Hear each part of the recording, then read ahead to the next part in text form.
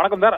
ஒவ்வொரு குடும்பத்திற்கும் 10,000 ரூபாய் கருணை தொகை மற்றும் கூட்டுறவு கடன் தள்ளுபடி என பல்வேறு தேர்தல் வாக்குறுதிகளை இபிஎஸ் இப்போது அறிவித்திருக்கிறார். இது தேர்தலில் என்ன அளவுக்கு ஒரு தாக்கத்தை ஏற்படுத்தும் சார்? ஏற்கனவே திமுக அரசு ஒரு 5,000 ரூபாய் வங்கி கணக்கில் செலுத்தி விட்டது. இப்போது 10,000 ரூபாய் வழங்குவோம் அதிமுக ஆட்சிக்கு வந்தால் என்று இபிஎஸ் அறிவித்திருக்கிறார். நீங்க எப்படி பாக்குறீங்க சார்?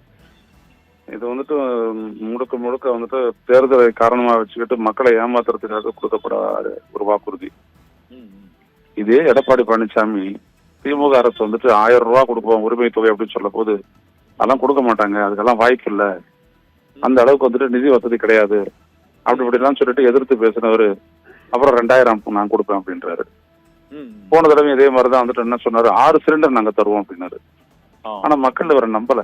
காரணம் என்னன்னா, ஒரு ஆட்சியின் மீது நம்பகத்தன்மை, அந்த தலைவரின் மீது நம்பகத்தன்மை, கிரெடிபிலிட்டி இருந்தா மட்டும்தான் அவருடைய வாக்குறுதிகள் எல்லாம் கூட மக்கள் நம்புவாங்க. ஆனா எடப்பாடி பழனிசாமி 2017 21 வரைக்கும் ஆட்சியில இருந்த போது அவர் அப்படி எந்த திட்டத்தையும் அவர் செயல்படுத்துறது கிடையாது. மக்கள் நல்வாழ்வு திட்டங்கள் அப்படின்றதெல்லாம் எதையுமே செயல்படுத்துறது கிடையாது. வாங்கி வச்சிருந்த லேப்டாப்பையும் ஒரு டிஸ்ட்ரிபியூட் பண்ணாத அப்படியே விட்டுட்டவர். இந்த மாதிரி ஏகப்பட்ட குளறுபடிகள் எல்லாம் இருந்த ஆட்சி தான் இபிஎஸ் ஆட்சி. எனவே ஏபிஎஸ் நம்பகத்தன்மை இல்லாத அவர் எது சொன்னாலும் அது மக்களிடையே எடுபடாது. எனவே அவர் 10,000 தரேன், அவர் 20,000 தரேன்னு சொன்னாலும் கூட மக்கள் ஸ்டாலினா தான் நம்புவாங்களே ஒழிய. ஏன்னா அவர் இருந்தது கொடுத்தாரு, அதுக்கெல்லாம் பட்ஜெட்ல இருந்து கொடுத்தாரு. உலக வங்கி கிட்ட இருந்து கடன் வாங்கி கொடுக்கல, பீகார்ல கொடுத்த மாதிரி பட்ஜெட்ல இருந்து அவங்க கொடுத்தாங்க. அதுவும் யாரு அப்படின்றது செலக்டிவா கொடுத்தாங்க, எல்லாருக்கும் அப்படின்றதெல்லாம் இவர் சொல்றதெல்லாம் சுத்தமான ஒரு ஏமாற்றக்கூடிய திட்டம். ஆட்சிக்கு வந்துட்டவன் ஒரு வேளை இவர் வந்தாருன்னு வச்சுக்கோங்களேன், என்ன சொல்லுவாரு, நிதி வசதி இல்ல, மோசமான நிலையில திமுக இட்டு சென்று விட்டது, இதுல இருந்து நாங்க விடுபட்டவொடனே நிச்சயம் நாங்க கொடுத்த வாக்குறுதி நிறைவேற்றுவோம் அப்படி சொல்லிட்டு ஏமாத்திட்டு போய்கிட்டே இருக்க போறாரு அவர், அவ்வளவுதான். அதனால நம்பகத்தன்மையற்ற ஒரு தலைவர் எடப்பாடி பழனிசாமி. அவருடைய வாக்குறுதிகள் எதுவாக இருந்தாலும் அதை மக்கள் நம்ப மாட்டார்கள், அது மக்கள் மத்தியில எடுபடாது. ஓகே. ஆனா அந்த தேர்தல் வாக்குறுதிகளை திமுக அதிமுக ஆகிய 2 கட்சிகளும் வெளியிட்டு வரக்கூடிய சூழ்நிலையில் மூன்றாவதாக களத்தில் இருக்கக்கூடிய கட்சிகள் மற்றும் 4வது இருக்கக்கூடிய கட்சிகள் இந்த வாக்குறுதிகள் எதுவுமே, இலவச திட்டங்கள் தொடர்பாக எந்த வாக்குறுதியுமே அவர்கள் அளிக்காம இருப்பதுக்கு அது என்ன காரணம் நினைக்கிறீங்க? இது தேவையில்லை நினைக்கிறாங்களா, இல்லைன்னா இது பழைய அவங்களுக்கு ஆட்சிக்கு வரக்கூடிய பலம் இல்ல, ஸ்ட்ரென்த் இல்ல, எல்லாம் டெபாசிட்டோடையும் இடத்துக்காகவும் போட்டிட்டு இருக்காங்க. எனவே அவங்க எல்லாம் சொல்றதுக்கான வாய்ப்பு இல்ல. நம்பகத்தன்மை வேணும் சார், ஒருத்தருக்கு நம்பகத்தன்மை வேணும். ஸ்டாலின் 2021 இருந்து 26 வரைக்கும் செஞ்சிருக்கக்கூடிய விடயங்கள் வரிசையா அவர் பேசுறது வருங்க, டெய்லி அட்வர்டைஸ்மெண்ட் வருது. இதெல்லாம் எதிர்த்து சொல்லுங்களேன் பாப்போம், இதெல்லாம் பொய்ன்னு சொல்லட்டு எடப்பாடி பழனிசாமி பாப்போம். ஒவ்வொரு நாள் அட்வர்டைஸ்மெண்ட் கொடுக்குறாருல, அதுல 10 விடயங்கள் இருக்குது. அதையெல்லாம் பத்தி இவர் ஏன் எடப்பாடி பழனிசாமி பேச மாட்டேங்கிறாரு? அப்ப அதெல்லாம் நடைமுறைப்படுத்தப்பட்டு வர்றது இவரால் மறுக்க முடியலன்றதான அர்த்தம். சட்டப்பேரவை கூட்டத்தொடர்லயே இவரால் மறுக்க முடியலையா அதெல்லாம்? அப்ப அதனுடைய அர்த்தம் என்ன? அப்ப சாதிச்ச ஒரு கட்சியாகவும் ஆட்சியாகவும் ஸ்டாலினுடைய கவர்மெண்ட் இருக்குது.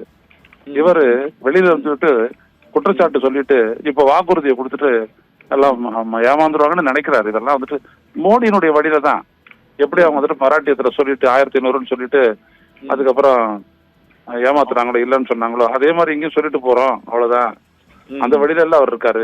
இல்ல மகாராஷ்டிரா பீகார்ல போட்டாங்க சார், மகாராஷ்டிரா பீகார்ல 7,500 ரூபாய் போட்டாங்க, இங்க 8,000 ரூபாய் 10,000 ரூபாய் போட்டாங்க சார் பீகார்ல. இல்லைங்க ஐயா, 1,500 ரூபாய் சொல்லிட்டு மராட்டியத்துல போட்டுட்டு நிறுத்திட்டாங்க.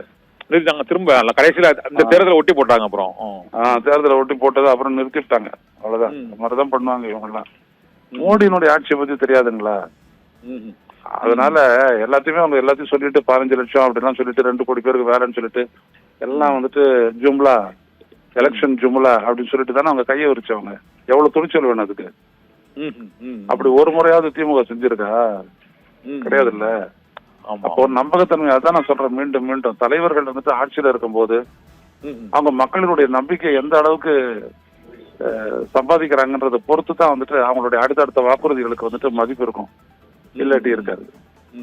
ஆனா மொத்தமா நிறைய ஒரு கேள்வி சார், அந்த மொத்தமா ஒரு 10 லட்சம் கோடிக்கு மேல கடன் இருக்கு, அதனால அரசே செயல்படாத முடியல இருக்குன்னு தொடர்ந்து எதிர்கட்சிகள் குற்றம் சாட்டு கூறுறாங்க. ஆனா 2 கட்சிகளுமே திமுக அதிமுக இந்த வாக்குறுதிகளை இலவச வாக்குறுதிகள் தொடர்ந்து ஒவ்வொரு தேர்தலையும் இந்த மாதிரி அதிகரிச்சு கொண்டே செல்வது அது ஒரு ஆரோக்கியமான ஒரு அரசியலுக்கு வழிவகுக்குமா? இது எங்க போய் நிற்கும் இந்த இலவச அறிவிப்புகள்?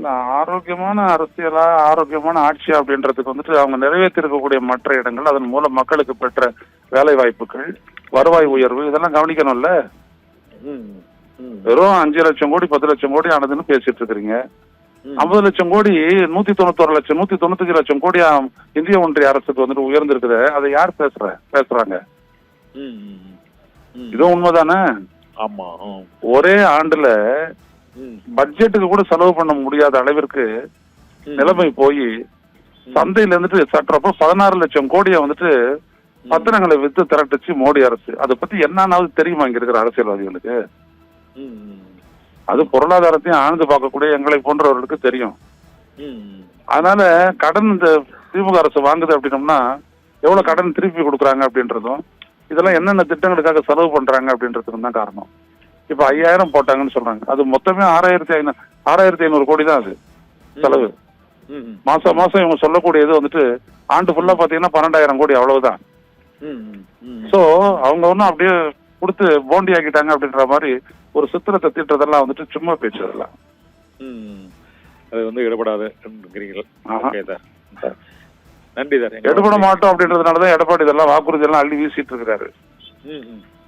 இன்னும் ஒண்ணுதான், தொழில் செய்ய போற இளைஞர்களுக்கு லாரி வாங்க வந்துட்டு 30 லட்சம் ரூபாய் மானியம் அப்படின்னு கூட சொல்ல வருவாரு எடப்பாடி பழனிசாமி.